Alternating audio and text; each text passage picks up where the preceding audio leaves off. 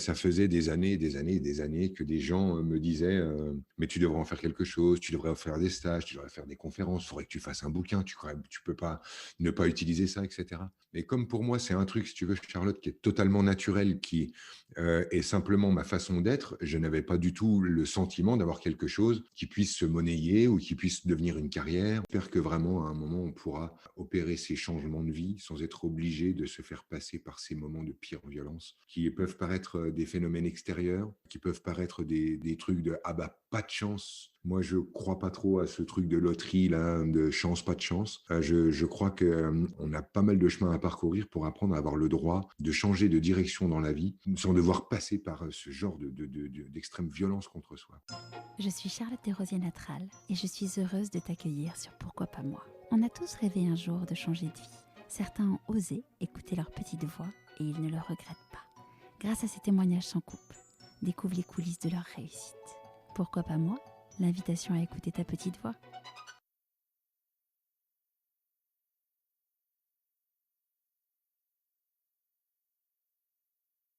Une des choses que j'apprécie énormément avec le podcast, ce sont les rencontres que je fais. La diversité des parcours de mes invités, mais aussi leur personnalité et leur histoire. Ceci est mon dernier épisode avant de prendre des vacances. Quel magnifique premier semestre passé en votre compagnie. J'ai déjà enregistré plusieurs épisodes de la rentrée et mon agenda se remplit. J'ai hâte de vous faire écouter toutes ces personnes merveilleuses. D'ailleurs, à la fin de cet épisode, je vous fais un petit teasing sur la personnalité que je vous présenterai à la rentrée. Petite parenthèse, si le podcast vous plaît, abonnez-vous à votre plateforme d'écoute préférée et mettez un commentaire et 5 étoiles sur Apple Podcast. Ça fait également partie de mes plaisirs de lire vos retours. Revenons-en à Franck. Franck a commencé des études d'histoire de l'art, mais il a très rapidement transformé son petit boulot de vendeur en porte-à-porte en travail. Après plus de 20 ans à faire les marchés, Franck écoute les autres et décide de se lancer en tant que conférencier philosophe. Avec plus de 5 millions de vues sur le web, Franck est une pointure dans son domaine. Je ne vous en dis pas plus, je vous souhaite la bienvenue dans l'univers de Franck Lobvet. Bonjour Franck. Bonjour Charlotte. Est-ce que tu pourrais nous parler de l'objet que tu as choisi pour te présenter, s'il te plaît ? Eh bien, je dois vous avouer que très spontanément, je suis parti sur ce que j'avais dans la poche et j'ai toujours un canif, un couteau pliant dans ma poche qui m'accompagne depuis des années. Donc finalement, j'imagine que il doit bien symboliser quelque chose chez moi. Ouais. Est-ce que tu sais ce que c'est, ce qu'il symbolise ? Le symbole sous-jacent, j'imagine en fait que, enfin en tout cas pour moi, c'est l'outil qui me permet de me dégager. C'est-à-dire que le couteau, au départ, c'est pour pouvoir couper des ficelles rapidement. Quand je travaillais sur le marché, qu'il y avait du vent, je me rappelle que j'avais toujours besoin de ça sur moi. Mais en même temps, ça me parle bien de mon envie d'être tranchant, de mon envie aussi d'être pratique. Il y a quelque chose comme ça de cet ordre-là. Et puis sinon, pour la véritable symbolique pour moi, ça me renvoie sur lorsque j'étais petit, ça me ramène sur les Vosges. Et quand j'étais petit, j'avais toujours un canif à la main pour tailler un bâton, pour faire quelque chose. Et il y a quelque chose qui est resté comme ça, de l'ordre de, j'imagine, mes rêves de chevalier de gamin, quoi. Eh ben, c'est une super transition pour que tu nous racontes où est-ce que tu es né, où est-ce que tu as grandi. Eh bien, je suis né près de Paris parce que les circonstances étaient comme ça, mais j'ai très vite grandi dans les Vosges, dans un petit village. Donc, dans un endroit où il fait moche, mais on pousse bien droit parce qu'il y a de l'eau, il y a de la bonne terre, il y a du cadre, il y a de la chaleur humaine. Ouais. Donc, voilà, un cadre idéal pour pousser dans une famille pleine d'enfants. Vous étiez combien Un d'enfants ? truc assez cool. On était 5 enfants. D'accord. Donc, moi, je suis le deuxième. Et voilà, Bravo maman. Ouais. C'est ça. Bravo, maman. Courageuse, maman. Mais voilà, c'est parti là-dessus, le contexte. Assez Et confortable, le cadre de la nature pour grandir. ouais. Et quel type de petit garçon tu étais ? Aujourd'hui, je ne sais pas si on a le droit d'utiliser ce genre d'image, mais j'avais un petit penchant pour l'introversion, un petit poil autiste sur les bords en prenant le mot à la légère. Puisque, bon, voilà, évidemment, pas de syndrome particulier. Mais sinon, ouais, plutôt comme ça, très dans mon monde intérieur, très lunaire comme garçon, et aussi très porté sur le dépassement physique de lui, comme s'il devait toujours montrer qu'il savait courir plus vite, sauter plus haut ou faire ce genre de truc, quoi. Ouais. Un garçon démonstratif, bien qu'introverti. Ah oui, ça c'est intéressant. Pourquoi démonstratif? Parce que j'ai toujours utilisé toutes les stratégies à ma disposition pour capturer l'attention des adultes qui me paraissaient être essentielles à la survie, tant à la maison qu'en milieu scolaire. Pour moi, il fallait que les adultes soient de mon côté. Donc, j'ai développé très tôt des stratégies pour leur montrer quelque chose, leur dire je suis dans le corps d'un enfant, mais je suis de chez toi déjà. Et donc, quelque chose comme ça où je cherchais cette connivence. Et puis, sinon, introverti tout simplement parce que timide, parce que pas sûr de son pouvoir. Ouais. Et quand tu étais petit, c'était quoi tes rêves d'enfant? C'était devenir exactement ce que je suis devenu aujourd'hui, puisque quand j'étais petit, je jouais à l'agent secret et au ninja. Donc, l'idée, si c'est de voir sans être vu ou d'être chez les gens sans qu'ils sachent qu'on y est, bah, c'est un peu devenu mon boulot, puisque aujourd'hui, par mon travail et les relations humaines que j'ai tendance à me retrouver dans l'intime des gens, dans leur monde intérieur, alors qu'eux se sentent encore bien à l'abri, puisque un écran nous sépare, ou une distance nous sépare, ou des croyances nous séparent. Ouais. Et quand donc tu as eu une enfance entre guillemets paisible, à ce que tu as l'air de dire. Quand il y a eu le moment de se dire qu'est-ce que je vais faire, l'orientation, comment ça s'est passé pour toi? C'est quelque chose qui s'est jamais produit pour moi. C'est-à-dire que il n'y a pas eu de choix conscient de je vais aller par là ou je vais aller par là.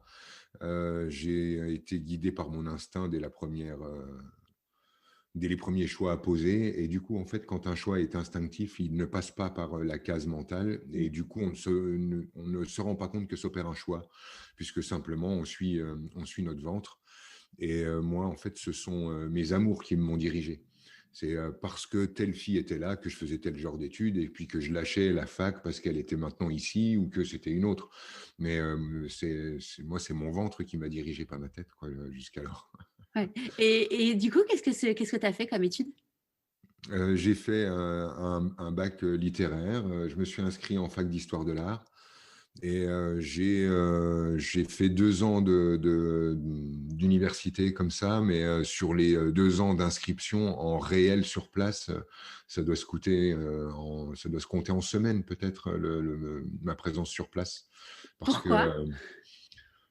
Pourquoi? très vite, étudiant, ça signifiait gagner sa croûte. Mm. Donc j'ai cherché un petit boulot. Moi, je débarquais de ma campagne, j'étais vraiment dans un trou, et là, j'arrive dans une ville moyenne, j'étais à Nancy, en Lorraine. Et puis là, je vois une annonce dans le journal où on dit qu'on cherche des gamins enfin des gamins, des jeunes, pour aller travailler dans la vente, apparemment en porte-à-porte. Moi, j'avais jamais entendu parler de ça, mais je me suis présenté. Puis j'ai fait une journée de boulot. Et puis, j'ai pas compris quelle était la difficulté de ce travail, puisqu'il s'agissait de toquer aux portes puis de vendre un truc aux gens. Moi, j'avais jamais rien vendu de ma vie, mais il s'est avéré que je l'ai compris qu'après. J'avais dans le sang l'habitude, le senti, le je sais pas quoi, qui fait que je savais exactement ce qu'il fallait dire, et donc je vendais quasiment à chaque fois. Et donc très vite, j'ai arrêté de bosser, enfin, j'ai arrêté les études et Les tout ça, études. puisque au bout de quelques semaines, en fait, je gagnais plus que mes parents à faire un boulot qui me semblait être plutôt une vaste rigolade qu'un boulot. Donc voilà, ça a changé ma direction, et je me suis mis à vendre des trucs. D'accord. Donc là, du coup, tu étais en petit boulot. Enfin, tu vendais quoi comme type de Ouais. choses? Ouais, on vendait des trucs en porte-à-porte, donc c'est les systèmes d'arnaque traditionnels avec, si tu veux, différents niveaux d'arnaque là-dedans. Il y avait des gentils dont je faisais partie, et puis des moins sympas qui vendaient des trucs impossibles et à n'importe qui. Mais disons que non, c'était gentil, tu vois, comme un truc d'étudiant où tu vas vendre des brioches, des bonbons, des trucs en porte-à-porte sous prétexte d'un stage, D'accord. d'un truc du genre. Ouais. Et moi, surtout, ce qui m'intéressait là-dedans, c'était que lorsque la personne ouvrait la porte, ce qui était le plus intéressant pour moi, c'est quand elle me disait je vous préviens, je vous achèterai rien. Et là, il y avait un espèce de challenge qui se mettait en place dans une lutte psychologique et qui finissait invariablement par un chèque et par un ah bah c'est bien parce que c'est vous. Et moi, j'adorais obtenir ce ah bah c'est bien parce que c'est vous qui était finalement euh, bien plus tripant que l'argent que j'allais récolter, quoi. Ouais. Et donc après, qu'est-ce qui s'est passé? Eh bien, la vie, Charlotte, la vie, tu vois, tu montes une petite structure, puis après, il y a l'armée qui me rappelle, puis après, une autre histoire d'amour, puis un autre business, et puis la vie qui va et qui vient, et puis c'est tout, quoi, hein. C'est-à-dire que je me suis retrouvé donc dans la peau d'un gars qui vend des trucs. Alors oui, c'est facile pour lui, mais bon, voilà, qui vend des trucs. Et puis un jour, après encore des changements de vie dus au couple, etc., je me suis retrouvé à travailler sur les marchés. Là, j'avais changé de vie déjà, puisque je m'étais installé dans le sud de la France. J'étais près du Lavandou, Bormes-les-Mimosas, là-bas, sur la côte varoise. Et je faisais mon petit boulot de marché. Et puis là, en fait, depuis que j'avais 15 ans, hein, c'était quelque chose qui était en parallèle de ma vie professionnelle, j'étais versé dans la question de l'humain, de comment ça marche chez eux, c'est quoi les fonctionnements, qu'est-ce que vous avez dans le ventre, qu'est-ce que vous avez dans la tête. Et j'avais pris le coup, parce que j'étais aussi d'une famille où on avait le droit d'échanger sur ce genre de notions, d'aller chercher comment ça marchait chez les gens, Mmh. comment fonctionnaient leurs esprits, l'inconscient, enfin voilà, comment se déroule une vie d'humain. Et puis, j'avais pris donc le coup d'être le gars de bon conseil, le gars qu'on va voir, le gars qui te remet les idées en place ou te change ta perspective à propos de quelque chose, etc. Et ça faisait des années, des années, des années que des gens me disaient mais tu devrais en faire quelque chose, tu devrais faire des stages, tu devrais faire des conférences, il faudrait que tu fasses un bouquin, tu peux pas ne pas utiliser ça, etc. Et comme pour moi, c'est un truc, si tu veux, Charlotte, qui est totalement naturel, qui est simplement ma façon d'être, je n'avais pas du tout le sentiment d'avoir quelque chose qui puisse se monnayer ou qui puisse devenir une carrière. Ou tu vois, ça me paraissait mais vraiment Souvent, le talent impossible. est quelque chose qu'on a en dîner et où c'est grâce au regard des autres qu'on se rend compte qu'on a quelque chose d'exceptionnel. Et absolument. Et du coup, j'ai dû écouter les autres. C'est-à-dire que moi, ma petite voix, je ne l'ai jamais écoutée. Et c'est ça qui est assez marrant avec ton podcast, qui renvoie sur l'idée d'entendre et peut-être de pouvoir obéir à la petite voix intérieure. Et là, je vois en fait que cette petite voix, elle a été une petite voix extérieure qui finalement multipliée m'a emmené à un endroit où j'ai été obligé de me rendre compte que bon, si tout le monde me dit ça, au lieu d'imaginer que tout le monde se trompe à propos de moi, ce serait peut-être quand même intéressant que je me demande s'ils n'avaient pas un petit peu raison et que du coup, je puisse éventuellement tester, me lancer dans autre chose. Et puis, évidemment, bah, puisque je suis là avec toi, tu vois, le succès a été au rendez-vous. Voilà, je suis maintenant en place, connu et reconnu pour mon boulot. Et ça a été très, très, très facile. Ouais, comment ça s'est donc du coup quand tu as commencé à écouter en effet la petite voix extérieure, Mhm. concrètement qu'est-ce que tu as fait Ah bah, pour y arriver? j'ai traversé le sentiment de l'usurpateur et de l'imposteur, qui Mmh. sont des sentiments inhérents à tout plongeon dans l'inconnu. Donc, j'étais pas encore avec l'assise et la reconnaissance que j'ai aujourd'hui, mais j'ai dit ok, je vais faire un stage. Bah alors hop, c'est parti, je vais faire un stage. Donc tu as Donc créé un stage où des personnes pouvaient s'inscrire? ouais, alors j'ai créé un stage. Donc, si tu veux, la première fois, c'était une après-midi. Tu payais 50 balles et tu venais me voir. Donc, évidemment, je connaissais absolument personne et personne n'était prêt à me donner 50 balles pour venir me voir.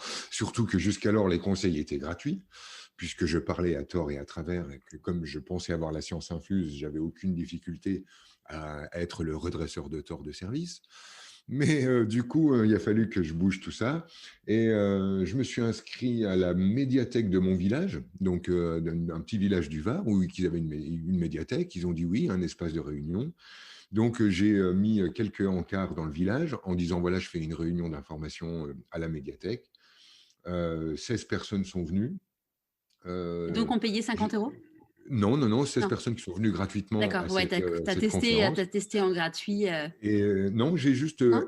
fait une réunion pour dire, voilà, je vais faire un stage, voilà ce que je propose et voilà ce Ok. que je crois que je sais Bon, faire. c'était un webinaire de présentation de programme avant l'heure, quoi. Ouais, c'est ça. Et là, du coup, je me suis retrouvé avec 8 personnes qui se sont inscrites, donc ce qui était inespéré sur 17 ou C'est 16 énorme. personnes Mm.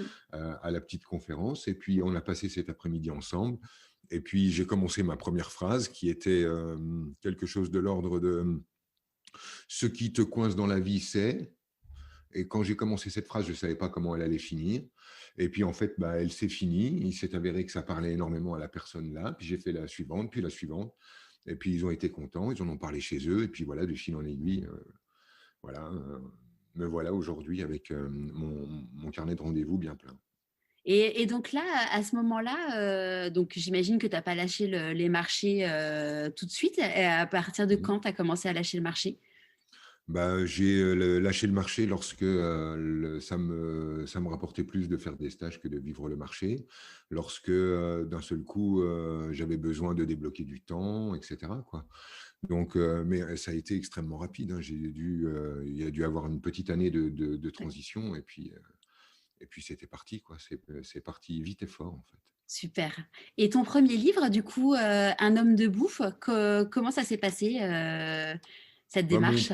alors ça c'est pareil, c'est assez sympa parce que c'est une non-démarche si tu veux. Il y a quelqu'un qui m'a contacté, qui est une éditrice, qui m'a dit bah voilà moi j'aimerais bien faire un interview avec vous puis éventuellement du coup en faire un livre. Donc elle est venue à la maison, on a parlé pendant 5 heures, elle a enregistré, puis elle est rentrée chez elle, elle a écrit le bouquin, je l'ai relu, validé et hop et roule quoi. Donc Ah, c'est chouette si quand on tu écrit le veux, bouquin pour toi. C'est, oui là ça va plus vite. c'est ça, donc j'ai juste à vérifier que c'était bien mes mots qui étaient dedans. Ouais. Il y en a quelques-uns qui m'ont échappé parce que j'étais peu professionnel, mais en même Pourquoi? temps, pardon? Tu penses à quoi comme mots qui t'ont échappé? Eh ben, il y a un titre du bouquin qui s'appelle L'argent ou l'art des gens, avec un espèce de jeu de mots que je trouve totalement hors contexte. Je vois pas du coup vraiment le lien entre l'argent et l'art des gens. Enfin, comme si en fait on avait de l'argent quand on était doué dans l'art, ou comme si c'était l'art de la relation qui amenait. Enfin, j'ai trouvé ça un peu baltringue et le titre est pas de moi. C'est assez marrant, mais c'est bien dans mon bouquin. Mais bon, c'est un des détails comme ça. Après, si tu veux, ce bouquin, voilà, c'est 5 heures de jaillissement comme ça, d'une petite fenêtre. On était en 2015, je crois. Et voilà, aujourd'hui, je regarde ça avec tendresse dans la spontanéité dans laquelle j'ai sorti tout ça. Mm. Mais je suis bien plus fier de ton autre vie, là, le Mm. bouquin qui vient de Bientôt le sortir. film. Bientôt le film. Le bouquin qui vient de sortir, qui lui est bien plus abouti, c'est-à-dire que celui-là, j'ai pesé les mots, je les ai réfléchis, j'ai tourné les phrases, je sais pourquoi c'est écrit comme ça, je sais comment on peut le lire depuis différents niveaux, etc. Et c'est pas Mhm. le même délire, quoi. Et donc là, c'est toi qui l'as écrit? Là, oui, évidemment, là, c'est moi qui l'ai écrit du début à la fin, quoi. Et comment ça s'est passé? Donc là, du coup, tu es édité par Erol. Ouais. Que t'es venu avec un projet ou est-ce qu'ils sont venus te chercher? Comment ça s'est passé? Non, non, bah non, ils sont venus me chercher. D'ailleurs, il y a plein de boîtes qui sont venues me chercher, c'est assez cool. Je dois avouer que dans mon domaine, en fait, on ne doit pas être si nombreux. Je suis relativement courtisé. Donc, j'ai eu des super éditeurs qui m'ont contacté. Et là, j'avais eu un super contact avec la directrice de la publication, enfin, de cette collection, en tout cas, qui s'appelle Anne Guéquière. Mm. Et voilà, avec elle, ça a bien matché. On s'entend bien. Elle sait laisser un espace d'expression libre. Et voilà, donc on roule, quoi. Ouais. Elle t'avait interviewé d'ailleurs dans son podcast précédemment. Oui, ouais, ouais, c'est ça. J'ai fait des podcasts avec elle. Oui, bah voilà, hein, ça se passe bien. Puis pour moi, c'est facile, hein, comme tu pourras le vérifier ensemble, dès qu'on me pose des questions, il y a des réponses qui arrivent. Donc, comme il n'y a C'est pas de fin pour les podcasts, c'est pratique. c'est ça. Et dans ton livre, tu dis que dès l'adolescence, tu as commencé à chercher, sinon la solution, au moins la porte de sortie. Ouais. Oui, bah oui, c'était quelque chose d'important pour moi ce qui m'a toujours travaillé, quand voilà, quand j'étais ado, je j'arrivais pas à assumer d'être un être humain, quoi. Je trouvais ça sale, je trouvais ça dégueulasse, il y avait quelque chose de trop violent, de trop impossible. Je ne comprenais pas, en fait, comment on pouvait être, fier de là, de se revendiquer de là, et d'autant plus dans la peau d'un homme, parce que ça compliquait, pour moi, doublement la tâche, quoi, tu vois? À la limite, être une femme en ce monde, ça me paraissait plus acceptable dans l'idée, mais alors être un homme, à l'époque où je ne sais pas si toi tu as connu, mais c'est, Renaud nous sortait, sa chanson sur, Madame Thatcher, qui était en fait, une ode, aux femmes et à la connerie des hommes, et moi j'ai pris tout ça en pleine gueule en me disant: «Mais oui, mais grave, j'étais pas content de faire partie du troupeau, je te le dis». Ouais. Et voilà, donc il y a eu tout un cheminement qui au départ a été comme un désir de fuite, qui a pris différentes couleurs, quoi, hein, puisque la fuite a bien des couleurs. Et puis, aujourd'hui, ça y est, je suis tranquille, je suis content d'être moi, content d'être sur cette planète, et voilà, tout a repris sa place. Et quand, dans tout ce cheminement, comment ça s'est passé avec la relation avec, par exemple, tes parents, ton entourage proche? Comment ils ont vécu tout ça? Mes parents, écoute, comment ils ont vécu tout quoi? Bah, ton cheminement, le fait que enfin, un ado qui dit, qu'il est pas fier d'être un humain, ça n'arrive pas à tous les parents de Ah, devoir il y a vivre beau ça. je pense que beaucoup d'ados le pensent. Après, en fait, je crois pas, leur en avoir parlé. Mais je pense qu'ils portaient exactement les mêmes symptômes. Mon père était un homme très, très engagé dans sa vie d'homme, qui avait une conscience du travail, d'élever une famille et du boulot que ça générait. Quelqu'un qui a endossé le rôle avec, plaisir et panache. Donc, un homme de ce type-là, mais chez qui on ne pouvait pas ne pas déceler, l'écorché vif au fond, l'artiste qui n'a pas le temps de s'exprimer parce que d'abord il donne à manger à ses gosses, et qui, au fond, est habité par, le même aspect, j'ai envie de dire, délicat ou lunaire, Mmh. qui renvoie sur un homme qui, lui non plus, ne se trouve pas dans les codes, obligatoires, du fameux mâle blanc de plus de 50 piges. Et quant à ma mère, elle partait avec une construction tout à fait, alambiquée.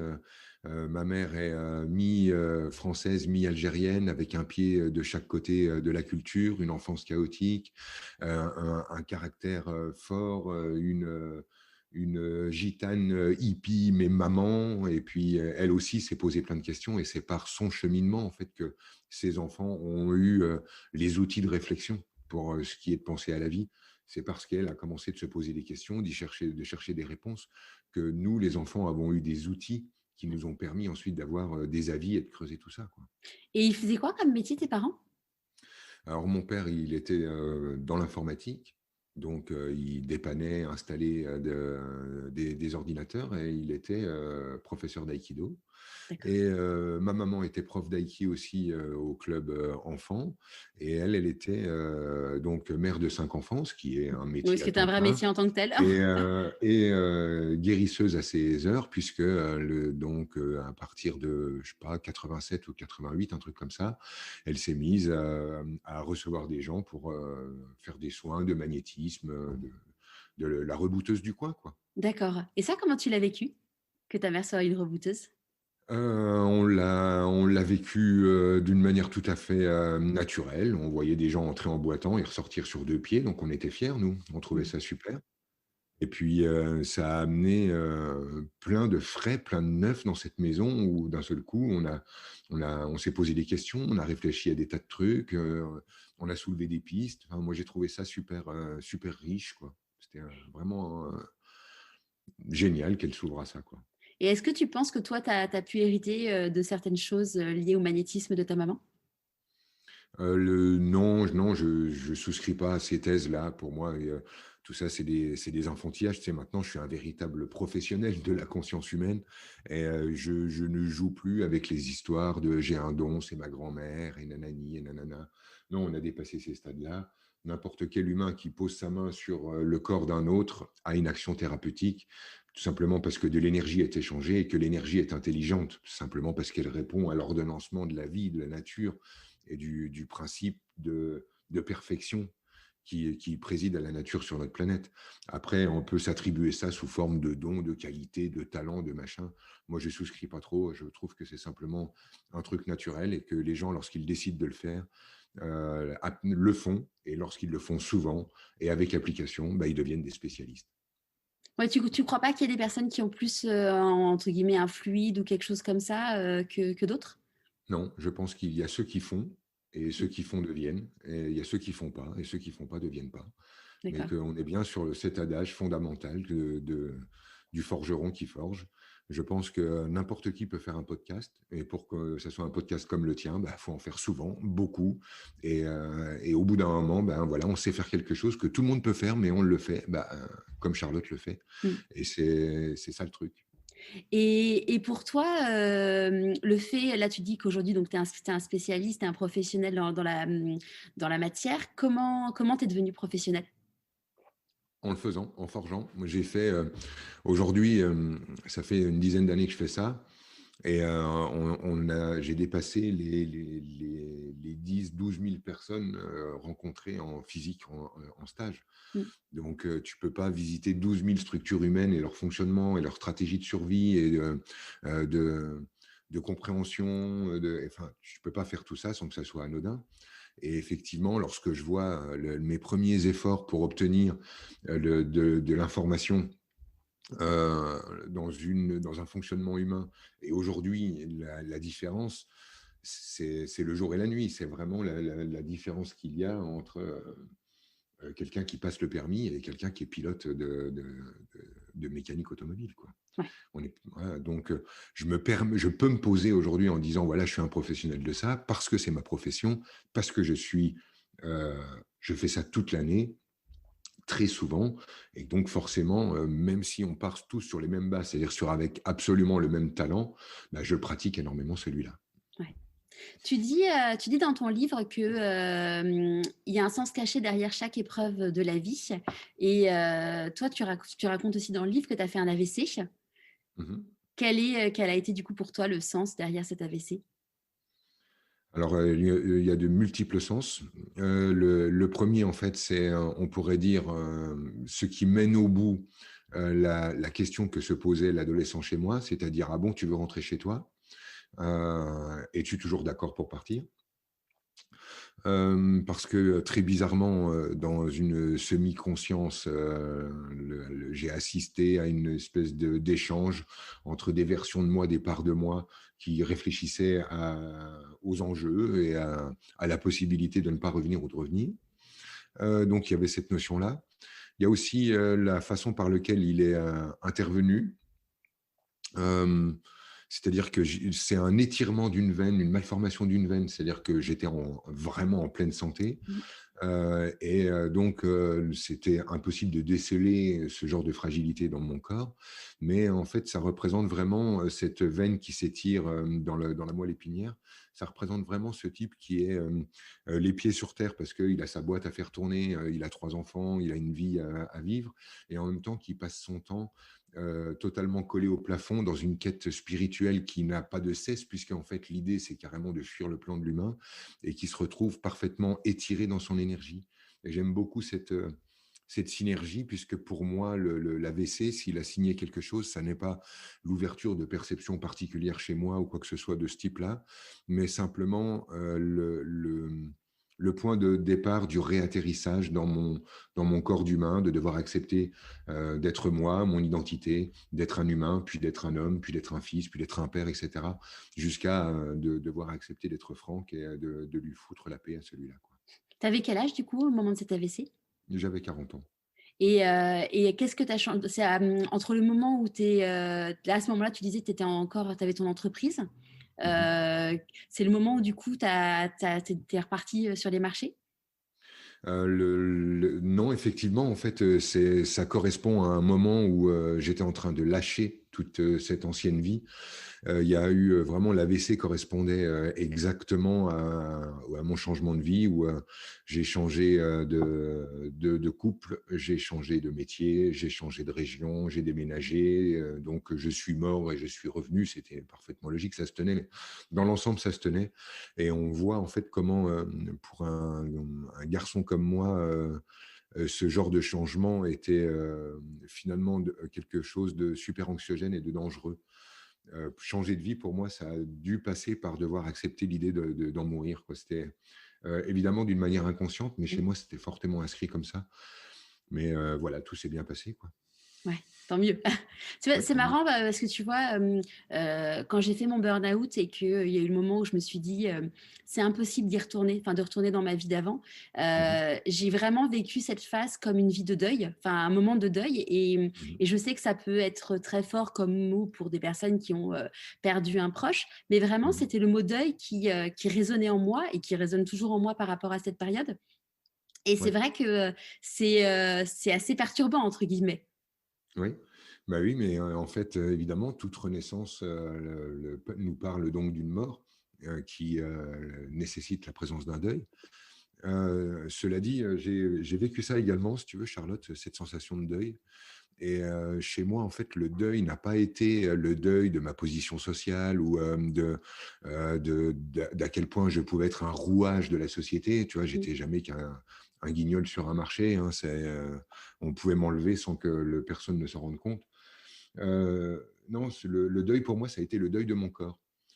Parce que je suis passé d'un certain fonctionnement avec mon corps à un autre d'une manière très rapide. Je faisais 1,85 m, 90 kilos, plein de muscles. Le fils de prof d'arts martiaux, ayant vécu à travers ça, ayant ces trucs un petit peu bourrins, un petit peu masculins du gars qui veut toujours être le lion le plus puissant de la pièce, et donc qui, s'il ouvre pas grand sa gueule, bah, va ouvrir grand ses poings, avec quelque chose comme ça, toujours de l'ordre un peu de la menace sous-jacente. C'était quelque chose qui me permettait de faire mon trou, de jouer des coups, de passer quand il fallait passer, mais je crois que je passais tout en force dans ma vie. Et même là où je me pensais subtil, ou dans la douceur, ou dans l'amour, ou l'accueil, ou l'entente, j'étais encore un bourrin. Et d'un seul coup, en fait, je me suis retrouvé avec l'impossibilité de faire, de m'essouffler, de faire du sport, de prendre le risque de refaire l'AVC, puisque en fait, ils n'ont jamais pu le guérir complètement. Et donc, chaque montée en tension peut aboutir à ma mort. Donc, voilà, ma masse musculaire a fondu et je suis privé de mon ancien corps. Et pour moi, ça a été un deuil, mais vraiment, ouais, c'est ahurissant ce basculement d'un fonctionnement à un autre où tu es obligé de développer, par contre, d'un seul coup, un autre pouvoir que celui du corps. Ouais, c'est un beau signe du ciel. Oui, oui, ah bah, il y a quelque chose de magnifique. Alors, toujours du même truc, hein, moi, tu sais, les signes du ciel, je crois pas qu'il y ait quelqu'un dans le ciel, mais en tout cas, je suis heureux que quelque chose, même si c'est moi, soit suffisamment plus grand que moi pour m'obliger à être moins con, puisque pour moi, c'était vraiment l'idée, c'est-à-dire d'apprendre à trouver des chemins dans la conscience, des chemins dans l'énergie, des chemins dans l'entente, la compréhension, les interfaces de partage avec les autres humains, plutôt que de dérouler un espèce de bulldozer sûr de son point de vue, sûr de sa force, sûr de sa rhétorique, etc. etc. Et j'étais vraiment cet homme-là, j'incarnais ça, tout en étant un gars que les autres décrivaient comme étant particulièrement plein de bienveillance et d'amour. Mais moi, quand je regarde ce type-là, je vois bien en fait qu'il s'agissait que d'un bourrin terrorisé à l'idée de perdre l'amour et qui passait en force la plupart du temps, quoi. Mm. Tu parles beaucoup de l'énergie, tu disais dans le livre aussi, là où on porte notre attention, on dirige notre énergie. Ça m'a beaucoup fait penser à la prophétie des Andes, Mhm. que tu as peut-être lu. Non, Oui, je crois que j'ai lu ça à sa sortie, hein. Donc c'était il y a quelques années. oui, c'était il y a 20 Ouais. ou 25 piges ce truc, c'est ça.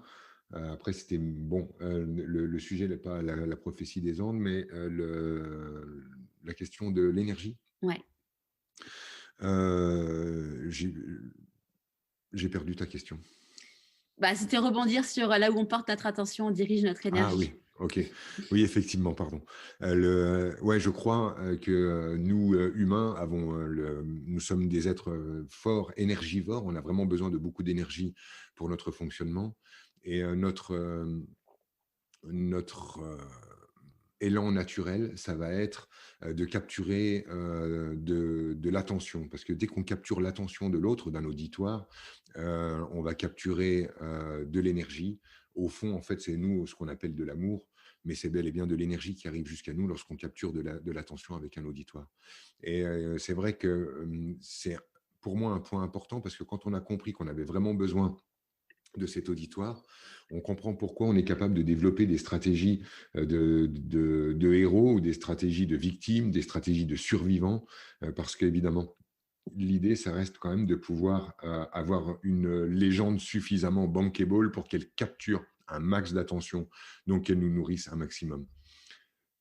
Et c'est souvent pour ça que je parle de l'attention qu'on a besoin de récolter. C'est pour parler en fait des stratégies sous-jacentes qui deviennent nécessaires euh, à cette récolte d'énergie, d'attention. Et du coup, c'est quoi pour toi le bon conseil à donner quand tu as une personne dans ton entourage, tu vois elles te prennent une énergie absolument incroyable, parce on a tous dans notre entourage des personnes qui demandent, enfin, que tu sens qu'ils veulent limite te voler de l'énergie tellement ils sont en besoin. Comment réagir par rapport à ces personnes? Le premier truc que j'ai déjà, c'est d'abord de se rappeler que ce que je ressens n'est pas forcément l'intention de l'autre. Mm. C'est-à-dire que si tu ressens que quelqu'un te pompe de l'énergie autour, ça ne signifie pas qu'il est dans une démarche pour te pomper de l'énergie. Et c'est très important ce truc-là parce que le sentiment en fait qu'on nous pompe de l'énergie nous va nous donner envie de traiter l'autre de parasite ou d'une personne toxique et de commencer d'utiliser ces mots qui vont renvoyer l'autre à lui à une mauvaise posture. Et donc comme lui a une mauvaise posture et que j'en souffre, du coup, très naturellement, je vais en tirer la conclusion que moi, je suis le bien, que moi, je suis une bonne personne et qu'il ne faut pas que je me laisse manger la laine sur le dos, etc. etc. Donc d'abord, j'aimerais faire cette différence-là. Ce n'est pas parce que moi, j'ai l'impression qu'on me ponctionne que c'est la démarche consciente de l'autre. C'est bien de remettre les choses à leur place pour ça. Après, pour ce qui est de l'attitude qu'on peut avoir avec ces gens-là, je pense que ces gens n'ont la possibilité de nous bouffer de l'énergie ou de capturer notre attention que par notre incapacité à oser les décevoir.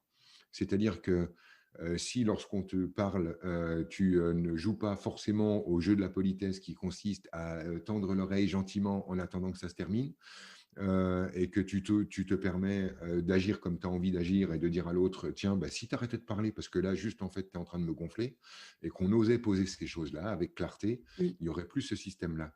Et que souvent, en fait, c'est ce qu'on appelle, ce qu'on déguise, c'est-à-dire l'hypocrisie déguisée en la peur de blesser, qui nous fait subir les actions des autres, tout simplement parce qu'on n'ose pas poser notre énergie, comme si dire non faisait de nous un ennemi, dire non faisait de nous une mauvaise personne, et qu'on était obligé d'accumuler un sentiment de ne plus en pouvoir pour enfin avoir le droit de dire non. Et je crois que les vagues de burn-out viennent de là. C'est-à-dire que cette incapacité de décevoir, cette interdiction d'échouer, cette interdiction de décevoir la société, l'entourage, etc., les parents, qui amène les gens qui ont besoin simplement de faire des choix pour eux dans leur vie, à devoir passer par la case j'avais pas le choix, c'était une question de survie. Et je pense que c'est tout à fait dommage, tu vois, Charlotte, que une femme aujourd'hui ne puisse pas dire désolé, je vais être décevante, mais je n'ai plus envie de faire l'amour avec mon mari. Moi, j'ai envie d'aller faire l'amour avec le voisin, et je n'ai pas besoin de créer un pervers narcissique, un monstre, une guerre, un divorce sanguinaire pour avoir le droit de vivre ma sexualité librement.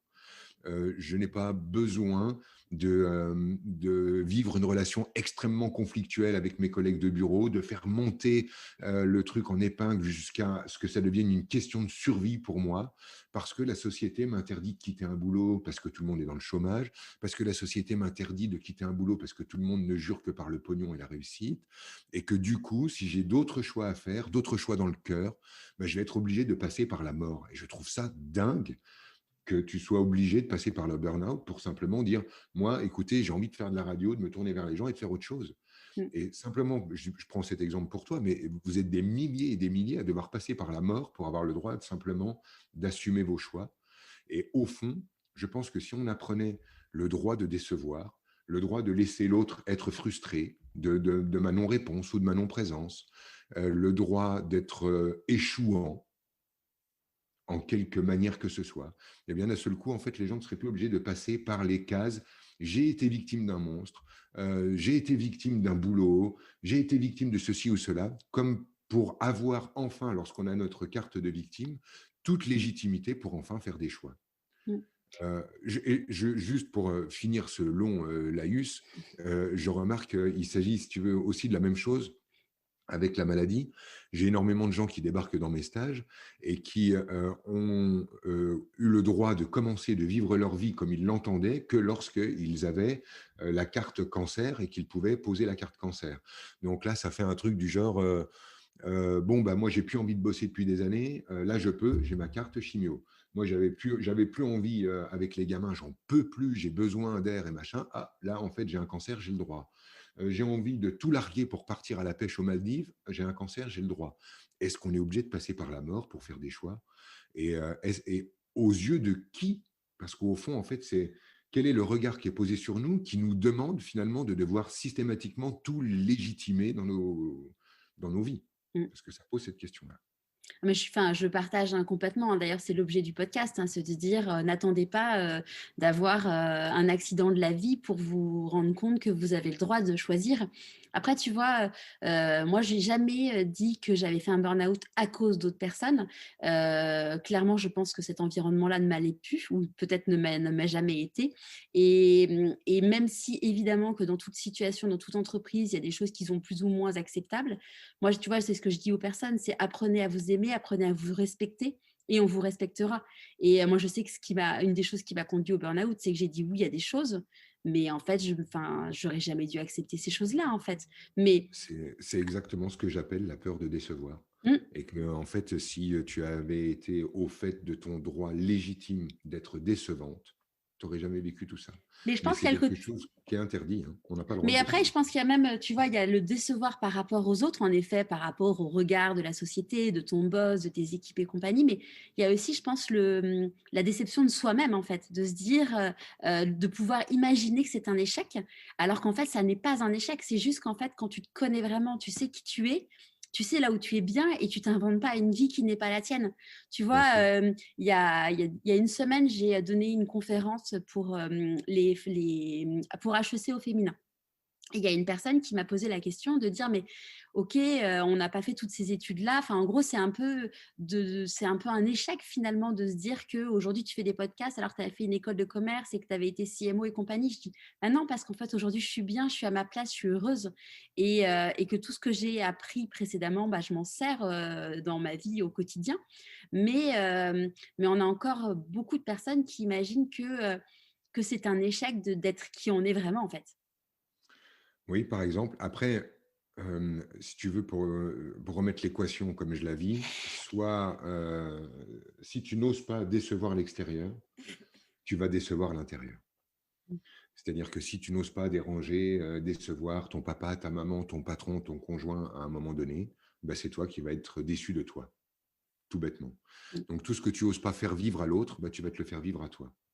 Et je crois en fait que ce truc-là, on ne peut pas l'enseigner à nos enfants d'une autre manière qu'en le vivant. C'est-à-dire que si, en tant que parent, on n'apprend pas à oser échouer devant nos enfants, dire je me suis planté, dire je fais marche arrière, dire euh, j'y arrive plus et je pleure devant toi, mon gamin, ben en fait, je ne lui enseigne pas le droit légitime qu'il a de faire marche arrière, de s'être trompé, d'avoir un autre avis, peut-être simplement d'avoir changé. Et que tant que je ne vivrai pas ça par l'exemple, ça servira à rien de prêcher à droite, à gauche le droit qu'on a d'être soi, si en fait on se le refuse devant nos enfants par peur de les fragiliser, par peur de les troubler, ou une fois de plus par peur de décevoir. Et à la fin, on sera toujours celui qui sera le plus déçu lorsqu'on n'ose pas décevoir. Ouais. Et, je pense qu'on parle le même langage. Mmh. Mais d'ailleurs, tu vois, c'est assez fou parce que quand, bon, bah, depuis que j'ai fait mon burn-out, ça fait bientôt 2 ans.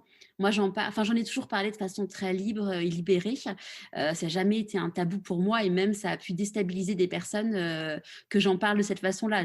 Il y a des gens qui m'ont dit: «Mais vu la façon dont on parle, bon, tu as un petit coup de fatigue. Non, non, c'est pas juste un petit coup de fatigue, mais du coup, ça a déstabilisé des personnes. Et le fait d'en parler de façon très libérée, ça m'a permis de me rendre compte que j'avais beaucoup de personnes dans mon entourage qui en avaient fait un. Et des gens, pas forcément des gens très proches, mais des gens quand même du deuxième cercle, on va dire. Et c'est fou de se dire qu'en fait, tu as fait un burn-out et tu continues à être encore dans le déni enfin dans le déni, en tout cas le fait de ne pas le dire, mais j'ai envie de dire, enfin, tu t'as déjà brûlé de l'intérieur, enfin essaye de faire en sorte que la fumée elle sorte pour que là ça soit fini quoi.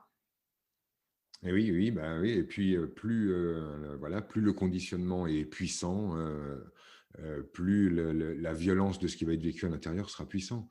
Parce qu'il y a quelque chose qui n'est apparemment pas remis en cause et qui, à mon avis, ce serait intéressant de remettre ça en cause, qui est la fameuse notion de réussite. Parce que cette gamine qui te pose cette question depuis ses bancs d'HEC et qui pense en fait que son diplôme, puis son poste, puis le pognon à venir sont une réussite, moi je trouve ça dur. Je sais pas si les gens sont conscients que lorsqu'on parle de réussite, c'est-à-dire de la possibilité de réussir une vie, on parle de la possibilité d'échouer une vie. Et moi, je suis carrément scandalisé par l'idée qu'on puisse dire de quelqu'un: «Ah bah machin, il a échoué sa vie». On n'a pas le droit de dire ça de quelqu'un quand on sait en fait ce que c'est que de vivre une vie, les sentiments à l'intérieur, comment c'est pas si évident de traverser l'enfance, l'école, la lutte pour la lumière, la performance, être reconnu, être aimé, se retrouver en sécurité, etc., etc. Les heures que ça signifie de vivre et que quelqu'un là débarque du haut de sa montagne avec une liste de choses à cocher pour dire ben voilà, si tu as coché ça, tu as réussi ta vie. Je trouve ça d'une violence inouïe. Je déteste même l'idée. Donc, en fait, pour moi, dire de quelqu'un qu'il a réussi sa vie, ça signifie que d'autres l'auraient échoué. Et je ne me reconnais pas le droit de me poser en juge suprême pour dire, voilà, telle vie, c'est une vie réussie ou telle vie, c'est une vie échouée. Mm. Je perds pas de vue qu'on est entre occidentaux, friqués, blancs, avec des frigos pleins, et qu'avoir des discussions à propos de réussir la vie, lorsqu'il y a la moitié de l'hémisphère qui est en train de crever la dalle, il y a un truc qui me pose aussi une question de dire, mais alors du coup, en fait, si tu nais à cet endroit-là, réussir la vie, c'est même pas une piste. Donc, puisque réussir la vie, ça ne passe que par la posture sociale et bon, bref, vous avez compris où je veux en venir. Donc, pour moi, réussir une vie, ça ne peut être de cette vision mercantile de la vie, quoi. Ça peut pas être ça. Il y a un autre truc aussi que je perds pas de vue, et je sais pas comment tes auditeurs naviguent avec ces notions-là, mais je perds pas de vue qu'une vie, c'est une succession de sentiments, bel et bien de sentiments, et que notre rapport à la matière, il est intéressant que par rapport aux sentiments qu'elle déclenche chez nous. C'est-à-dire que quand tu allumes un feu dans ta cheminée et qu'il y a des amis autour, ça déclenche un sentiment chez toi. C'est pas le feu qui te rend heureux. C'est pas avoir un feu qui te sent, qui rend heureux. C'est pas avoir une maison qui rend heureux. C'est le sentiment que la matière crée chez soi. Alors, les gens vont en Inde et ils vont là-bas et ils se disent mais c'est incroyable, là-bas ils n'ont absolument rien et ils sont plus heureux que nous. Qu'est-ce qui se passe? Et après, on revient avec des idées du type ah mais peut-être qu'on devrait de la décroissance, ralentir, la simplicité, le minimalisme. Mais non, c'est une fausse piste. Les gens sont heureux tout simplement parce que le sentiment est quelque chose d'inaliénable. Personne ne peut t'obliger à ressentir un truc sur commande. Je peux pas te dire Charlotte, sois triste. Charlotte, sois heureuse. Charlotte, sois dans le ressentiment. Tu es comme tu as envie d'être, ton sentiment, il t'appartient. Tu sais, ça renvoie sur ce film de Roberto Benigni qui nous disait La vie est belle. Mm. Où, Il est on magnifique est ce dans... film. Et oui, il est Ouais. magnifique pour cette raison incroyable, c'est qu'il est en train de dire à travers ce film, tu peux me mettre dans un camp de concentration, mais tu peux pas générer un sentiment chez moi si j'en veux pas. Si j'ai envie, moi, de sentir ça, je sens ça. C'est aussi, tu sais, le même truc que nous disait cet homme qui nous disait, lorsqu'il avait perdu son fils dans les attentats, et qui nous disait, vous n'aurez pas ma haine, où il nous disait la même chose. Il nous disait, tu peux pas déclencher chez moi des sentiments que je ne veux pas avoir. Moi, j'ai pas envie d'avoir la haine. Tu peux me prendre mon fils, mais tu peux pas déclencher chez moi des sentiments que je ne veux pas avoir. Ouais. Et quand on a bien compris que personne ne pouvait déclencher chez nous les sentiments qu'on a, là, on comprend que notre pouvoir sur la vie, il n'est pas un pouvoir mercantile nous permettant d'obtenir des objets qui rendent automatiquement heureux, Les objets ne rendent pas automatiquement heureux. Tous les gens qui ont du fric ne sont pas forcément heureux pour autant. Ce qui est notre libre arbitre, notre pouvoir, c'est de choisir les sentiments qu'on vit. Et d'un seul coup, le sentiment qu'on vit, bah, lui, là, ça nous appartient. Là, on a la main là-dessus. Et si on a envie d'être en colère tous les jours, plein de fric, ou en colère tous les jours, parfaitement pauvre, bah, ce choix-là nous rendra de toute façon malheureux. Et c'est bon de revenir à ces endroits-là.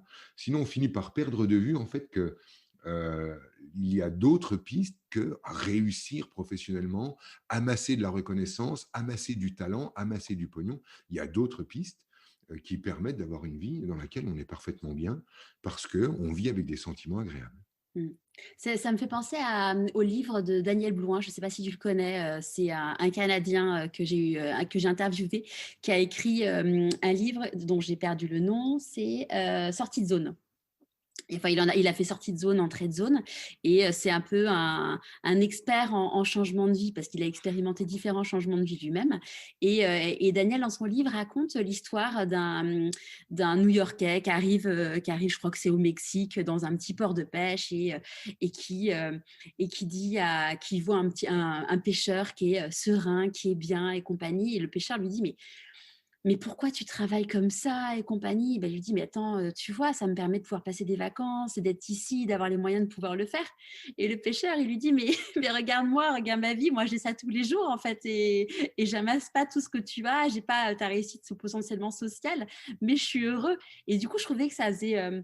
voilà, ça fait réfléchir. Tu dis en effet, alors oui, oui, il a les moyens de partir dans le monde entier, ce businessman new-yorkais, mais l'autre, il est heureux tous les matins en fait.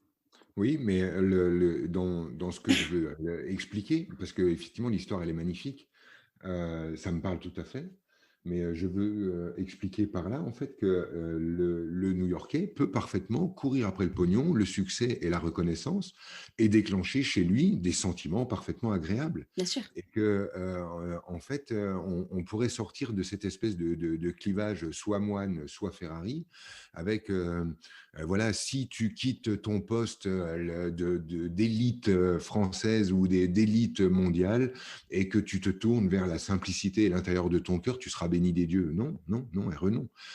Je prêche vraiment cette liberté d'action qui dit en fait que tu as le droit de désirer le succès, le pognon et la reconnaissance, et tu as le droit de désirer la simplicité, le minimalisme et la convivialité. Dans tous ces espaces-là, l'offrande sur cette planète sera la même pour toi comme pour tous les autres.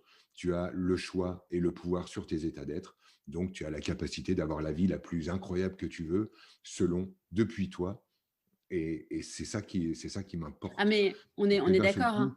ouais, bien sûr, d'un seul coup, ça nous sort de la perspective extérieure obligatoire de passer par des paramètres, soit du gentil pêcheur simple au bord de sa rivière, soit du méchant trader new-yorkais.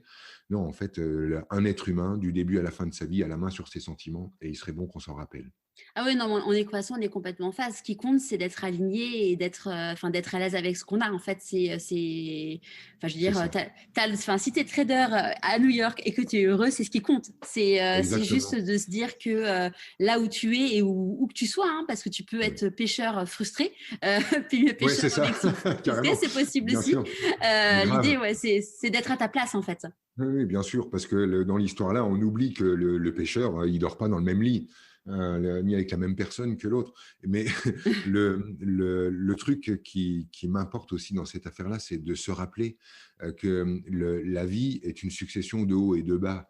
À aucun moment, on vit dans un état d'être stabilisé de « Alors Charlotte, ah bah parfaitement heureuse depuis mon burn-out, tout est réglé. Et toi, Francky, impeccable, je nage dans le bonheur parce que j'ai développé mon talent, ma réussite. » Et maintenant, évidemment, on peut rappeler et déculpabiliser tout le monde ou soulager tout le monde en rappelant que le bien-être est fonction du mal-être et qu'on n'aurait aucune conscience de la joie d'être simplement en vie si on n'était pas passé par un lit d'hôpital, de la joie de simplement respirer le grand air quand on a respiré l'air confiné, et ainsi de suite. Mm. Donc, d'accepter les hauts et les bas, c'est quand même accepter le mouvement inhérent à l'incarnation, à la vie, et on doit quand même, à un moment donné, respecter ces mouvements-là. Si on cherche une vie billard, sans la moindre aspérité, où on devrait ressentir en permanence un sentiment de rosité ou de bonheur permanent, alors On n'est pas chez les bisounours, hein. Mmh. quel ennui déjà, et puis surtout, quelle fausse piste. C'est-à-dire s'engager dans cette direction, alors que c'est absolument et strictement impossible, puisque l'un est fonction de l'autre, c'est-à-dire le mal fonction du bien. Je pense qu'on doit tous se détendre sur l'affaire et accepter les moments creux en disant, bon, bah voilà, je suis dans les choux aujourd'hui, je me sens paumé, il n'y a plus de sens, et ben je vais entrer dans ma petite nuit, dans ma petite, dans ma petite nouvelle lune, et puis on verra comment ça ressort dans quelques jours, quoi. Mmh. C'est un livre, pas un livre, un film, je trouve génial, c'est Vice Versa, qui est un dessin animé et Mhm. qui permet justement de prendre conscience vraiment que, voilà, qu'une émotion de bonheur, tu l'auras eue parce qu'il y aura eu potentiellement la tristesse juste avant et que si tu enlèves le moment de tristesse juste avant, bah, ça sera pas tu n'auras pas potentiellement vécu ce moment de bonheur, en fait, Bah oui, de tout joie. bêtement, Mmh. c'est ça, c'est ça. Moi, je connais un truc que je ne connaissais pas avant, c'est que suite à mon passage à l'hôpital avec l'AVC, où j'ai vécu quelques semaines au taquet de morphine, avec une douleur mais, permanente et ahurissante, grâce à ces moments qui étaient vraiment horribles à vivre. Là, quand je me couche le soir et que simplement j'ai mal nulle part, ça déclenche un sentiment de bonheur chez moi. Et des années plus tard, hein, ça fait 7 ou 8 ans que j'ai vécu ça. Et le bonheur est toujours là. Mmh. Donc, c'est voilà, évidemment. Mais toi, tu dois rencontrer des gens comme ça. Moi, je les rencontre, ces gens-là qui viennent me voir en stage et qui me disent, c'est incroyable, mais le pire moment de ma vie a été le moment le plus fondateur Mmh. de ma joie, de ma liberté, de mon bonheur, quoi. Mmh. Ah ouais, ouais, clairement, bah, typiquement, Olivier Garibaldi que j'ai interviewé, lui, on l'opérait, pour un simple kyste et en fait, il Mhm. s'est réveillé avec, la moitié du visage paralysé et l'interrogation sur le fait que ça soit, en fait, finalement, un kyste malin, et sachant qu'il allait être papa, genre 3 semaines après, un truc comme ça. Et il raconte, voilà, que les heures sur ce lit d'hôpital, ça a été les pires de sa vie et que, tu vois, ça alors je sais pas, ça doit dater d'il y a un petit peu moins de 10 ans cette histoire et aujourd'hui, il a toujours pas retrouvé la totale mobilité de son visage Mhm. et lui, c'est un très grand coureur, il fait des trails et compagnie. Il pouvait pas boire dans une paille, donc ça veut dire que, enfin, le truc qui le faisait vibrer au plus profond de lui, il pouvait plus le faire, enfin et il a complètement perçu enfin, voilà, changé, son mode de voir la vie, suite à cet événement. Ouais. Et bon, pour le coup, il a une trace visible quand il se regarde dans un miroir Mhm. de tout ça. Après, il s'est battu et il a retrouvé une mobilité, en tout cas partielle, de la moitié de son visage qui lui permet de pouvoir manger normalement et parler normalement, ce qui n'est pas rien dans une vie. Moi, ce que j'espère, tu vois, à travers toutes les histoires là, que tu me racontes et que tu ramènes, la Charlotte, c'est, j'espère que vraiment, à un moment, on pourra opérer ces changements de vie sans être obligé de se faire passer par ces moments de pire Mm. violence, qui peuvent paraître des phénomènes extérieurs, qui peuvent paraître des centimes, des trucs de ah bah pas de chance, je Ouais. tombe sur une entreprise comme ça, pas de chance, je suis tombé sur le mauvais chirurgien, pas de chance, je suis tombé sur telle voiture, pas de chance, j'ai fait tel type de rencontre. Moi, je crois pas trop à ce truc de loterie là, de chance, pas de chance. Je crois qu'on a pas mal de chemin à parcourir pour apprendre à avoir le droit de changer de direction dans la vie sans être sans devoir passer par ce genre d'extrême violence contre soi, quoi. Vraiment, je Ouais. le souhaite vivement que ça arrive. Mm. J'espère qu'un jour, on rigolera de ton podcast en disant oh là là là là, tu te rends compte qu'à l'époque, pour juste changer de direction, il fallait qu'on passe à la casserole. J'espère qu'on en rira dans quelques Ouais. décennies. Bah, heureusement, enfin, tu vois, dans toutes les interviews que j'ai fait, là, j'en ai reçu à peu près une cinquantaine. Mhm. Heureusement, il y en a qui ont réussi à changer de chemin avant de se faire vraiment mal. Ouais, cool. Ouais, c'est bien. Ouais, Ouais, c'est bien. Il y a des plus courageux que d'autres. ouais, ouais. Il y a une question que je pose à tous mes invités. C'est quoi pour toi la réussite?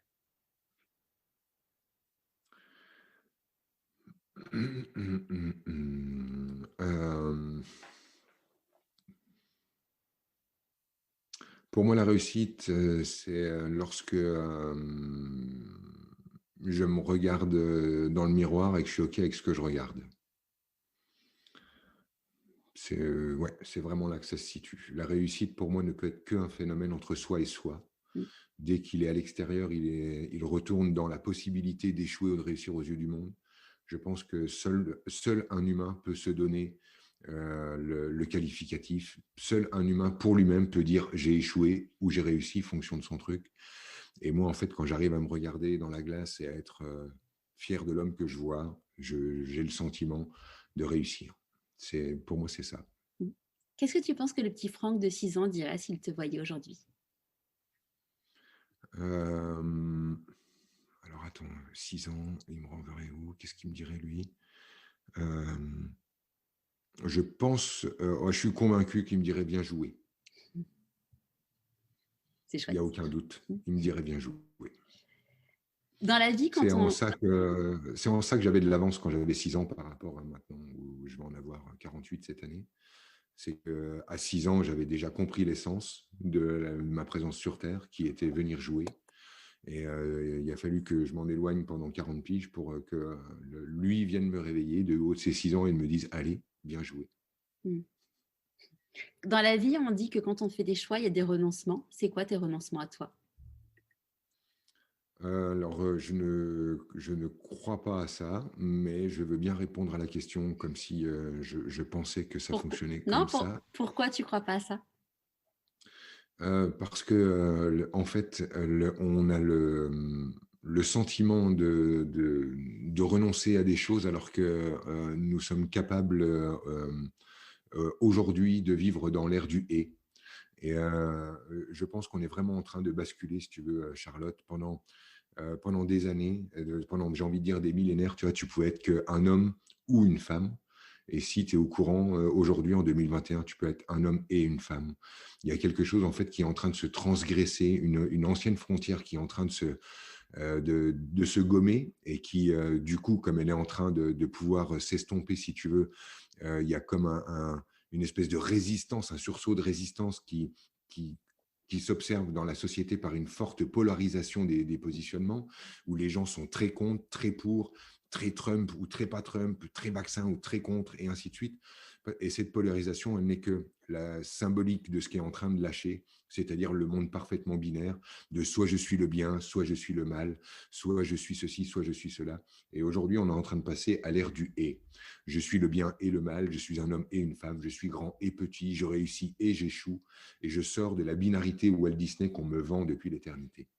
Et sortant de cet aspect-là, aujourd'hui, choisir une chose n'exclut pas l'autre. Choisir une chose ne repousse pas l'autre dans un avenir incertain. On peut parfaitement faire des expériences aujourd'hui simultanées, mener deux fronts différents, trucs qui pouvaient paraître à l'époque parfaitement antinomiques. Et c'est pour ça que je ne pense pas que mes choix me demandent de renoncer. Mais je peux dire à quoi j'ai renoncé peut-être consciemment pour répondre à la question. Et, et le truc, en fait, pour mes choix, les trucs auxquels j'ai dû le plus renoncer, ça reste quand même... euh, j'ai dû renoncer à la sécurité de l'homme fiable que je présentais au monde. Je suis passé de celui qui est le chevalier blanc, pur, sans reproche, qui fait tout bien, le bon fils, le bon mari, le bon père, qui était un déni ambulant de ce qui se passait en lui. J'ai dû renoncer à cet homme-là qui avait toujours bon partout, tout le temps. Et ça a été vraiment chaud pour moi d'aller à la rencontre de mon arrogance, de ma prétention, de mon racisme, de ma méchanceté, de ma veulerie, de toutes ces facettes qui font de moi un humain et qui étaient toujours minimisées, rejetées, cachées, travesties de manière à obtenir l'énergie, approbation, amour dont on parlait au début de cet échange. Et je crois que il a fallu que je renonce à lui, carrément ce mec-là. Il y a un morceau de moi là, à qui j'ai dû dire adieu parce que tu as raison tout le temps et tu me rends malheureux.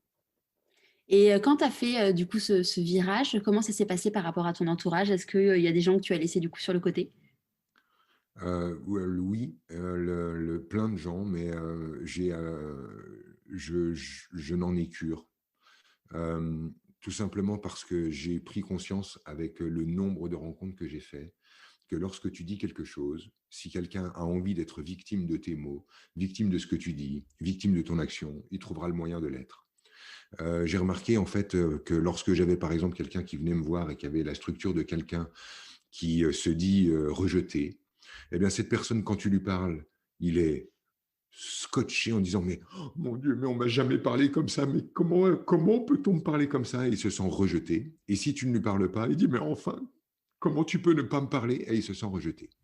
Et une fois que tu as capté que les gens pouvaient faire de tes mots à peu près tout ce qu'ils avaient envie, et toi, tu dois le voir sur le web. Si tu travailles sur le web, forcément, tu dois avoir des commentaires et tu vois que certains vont de toute manière avoir comme a priori comment je vais pouvoir tailler un short à Charlotte Écoute, j'ai de aujourd'hui. la chance, j'ai de la chance en plus d'un an que ça ne me soit jamais encore arrivé, donc Génial. Eh bien, écoute, Inch'Allah. c'est un Ouais. appel que je pose aujourd'hui. Mais ce que je veux dire par là, hein, je pense que tu as compris. Si quelqu'un veut être blessé par toi, Bien il sûr. trouvera toujours un angle pour se sentir blessé par toi, surtout si tu exprimes clairement ta liberté. Effectivement, bah, il y a des gens qui ont dû se sentir rejetés, d'autres blessés, d'autres abandonnés, d'autres ceci, cela. Mais je ne peux pas en fait créer les sentiments à la place des gens. Celui qui a fait le choix de se sentir blessé ou brimé ou machin, bah, fait ce choix-là, il en fait l'expérience. Et je trouve ça douloureux, mais ça le regarde. Mm. C'est quoi là pour toi la plus grande difficulté que tu as eu à traverser dans ta vie et comment tu l'as gérée?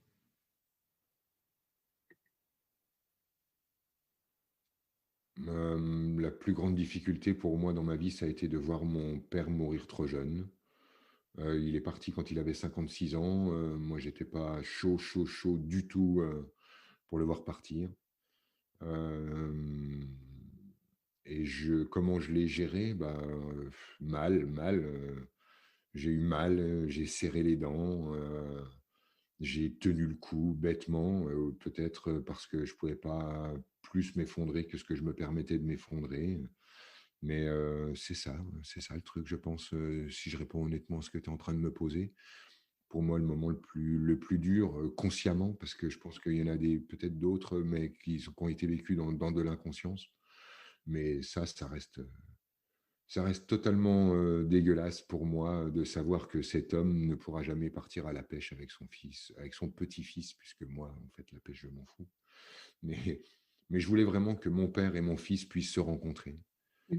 Et, que la rencontre n'ait pas eu le temps de prendre, que mon fils n'ait pas pu prendre la mesure de qui est son grand-père et que mon grand-père n'ait pas pu prendre le plaisir de rencontrer l'homme qui est devenu mon fils, ça reste quelque chose que je trouve très douloureux. Voilà. Et je souhaite le laisser comme ça, hein. C'est-à-dire que c'est douloureux, mais c'est une douleur que j'aime, hein. Il est des douleurs qui simplement me rappellent l'amour et à quel point j'aime ces hommes-là, que ce soit mon père ou mon fils finalement. Et voilà, c'est mes douleurs à moi, celles que je ne souhaite pas changer, celles dont je ne veux pas faire le deuil. Je veux que ça continue de me faire mal quand j'y pense. C'est T'avais ma quel façon âge? de l'aimer. Bah, j'avais quel âge? J'avais 33 ans quand il est parti. D'accord. Ouais. Ça a été quoi tes plus grandes peurs et aujourd'hui, c'est quoi les peurs qui te restent et comment tu les traites? Alors, putain, c'est cool tes questions, Charlotte. C'est sympa finalement ton podcast. C'est vrai, c'est cool. Ça m'emmène Merci dans pour des le endroits dont finalement. bah, non, mais je dis finalement parce que j'en fais beaucoup des interviews et pour moi, tu vois, j'ai juste à dérouler mon truc habituel. Je sais presque là où on va d'avance. Et là, en fait, comme tu es quelqu'un qui m'interviewe et qui n'est pas dans le domaine particulier j'ai envie de dire, de mon métier, de la spiritualité ou du fonctionnement de l'énergie, de la thérapie, de la guérison et machin, bah, du coup, tu abordes le truc autrement et ça m'emmène ailleurs et c'est vraiment agréable. Ah bah, que j'en suis ravie. C'est vraiment agréable. Mes peurs et comment je les traite. J'ai peur. Ce qui déclenche de la peur chez moi, c'est lorsque je crois que je vais être renvoyé à l'enfant fautif. C'est-à-dire que la peur chez moi, c'est d'être abandonné par des adultes qui vont considérer que d'un seul coup, j'en fais pas assez, je suis pas suffisant. J'ai cette croyance-là. Et ça, c'est une peur en fait qui est profonde, que je connais par cœur, puisque c'est mon métier de connaître les fonctionnements des gens, et je ne la traite pas, hein, puisqu'il y avait ça dans ta question, comment tu le traites? Je ne le traite pas. Lorsque j'ai peur, et j'accepte d'avoir peur, et je ne considère pas que les peurs doivent être quelque chose qui doivent être éradiquées dans la vie, mais simplement quelque chose qui doit être connu et reconnu. De quoi tu es le plus fier aujourd'hui? Euh,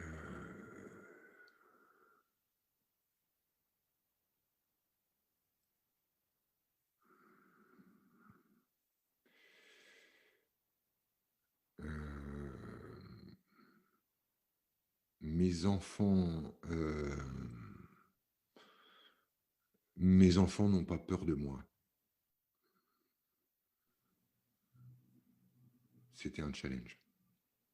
Par rapport à l'homme que tu étais avant?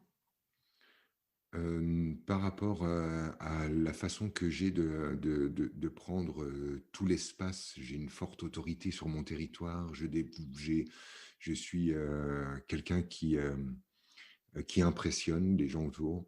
Et je veux pas que mes enfants agissent par respect, par déférence, par peur, mais, mais par gratuité. Et lorsque je vois mes enfants libres d'être eux autour de moi, libres d'être cons, échouants, paumés, et qu'ils ne cherchent pas à se redresser ou à se corriger en ma présence, je suis fier de moi. Qu'as-tu envie de dire à une personne que tu croiserais qui connaît absolument pas ton histoire et qui te dirait tu n'en es là que grâce à de la chance? Je lui dirais, t'as raison. Je lui dirais, t'as raison. Parce que mon sentiment d'avoir la main ou d'avoir contrôlé le navire n'est que la perspective d'une fourmi qui croit dominer le monde. Et je pense que effectivement, dans la mesure où les rouages sous-jacents à l'ordonnancement du monde m'échappent et m'échapperont jusqu'au terme, puisqu'on n'a pas fini de s'extasier encore sur la reproduction du pissenlit, et pourtant on croit dominer la situation. Je pense que cette personne aurait totalement raison, même si au passage, elle égratignerait l'image de celui qui veut absolument s'octroyer les bons points de tout ce qui lui arrive de positif dans la vie. Est-ce qu'il y a un conseil que tu aurais aimé recevoir et que tu voudrais donner aujourd'hui? Oui, trompe-toi et trompe-toi encore. Parce que ce qui arrive de splendide dans une vie, c'est tout ce qui arrive par erreur, ce qui arrive par non-calcul, ce qui arrive parce qu'on était parti par là et qu'en fait on arrive ici. Et lorsque on osera aller à la rencontre de se tromper, on verra qu'on va au fond à la rencontre du miracle. Et que ce serait bon en fait d'enseigner ça d'une manière ou d'une autre, mais en tout cas, pour répondre pratiquement à la question que tu es en train de me dire, de me poser, c'est ça les mots que je dirais. Trompe-toi, trompe-toi et trompe-toi encore. Mm. C'est quoi tes prochains défis? Là, en fait, je suis en train d'apprendre à souder à la maison, et c'est vraiment galère parce que faut du métier, il n'y a rien à faire, quoi, hein. Tu as 2 secondes pour te retrouver devant le truc, puis après, il faut du métier pour faire une belle soudure. Et comme tu peux le voir, mes défis sont vraiment très tranquilles parce que je ne suis pas du genre à me foutre la pression, moi. Super. À qui as-tu envie de te dire merci et pourquoi avant qu'on se quitte? À qui j'ai envie de dire merci et pourquoi? Ouais. Ouais, alors ça me branche aussi comme question. Heu, j'ai envie de dire merci, alors d'abord à quelqu'un qui ne l'entendra pas. J'ai envie de dire, merci, à Jacques Brel d'avoir, montré qu'on pouvait ouvrir grand sa gueule en toute humilité. Mm. Super. Un grand merci Franck pour ce bon moment ensemble. Et Merci puis, Charlotte, j'espère à très vite. avec plaisir. J'espère que ce nouvel épisode vous aura plu. Nous nous retrouvons donc fin août pour un nouvel épisode de Pourquoi pas moi, avec une personne que je rêvais de rencontrer jeune. Si je vous dis sous le soleil, et que je rêvais d'interviewer, car elle est devenue sophrologue. En attendant, je vous souhaite un magnifique été avec plus de 70 épisodes en stock et plus de 102 heures d'enregistrement. Je vous laisse en bonne compagnie sur la plage. Au revoir.